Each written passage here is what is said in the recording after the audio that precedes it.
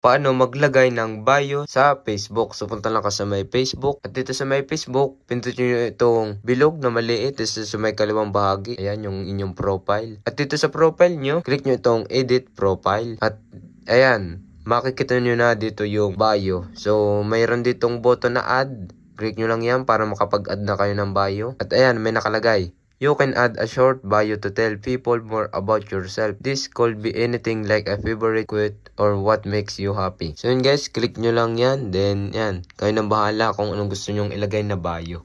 So short lang daw, may maximum, ayan o, 101.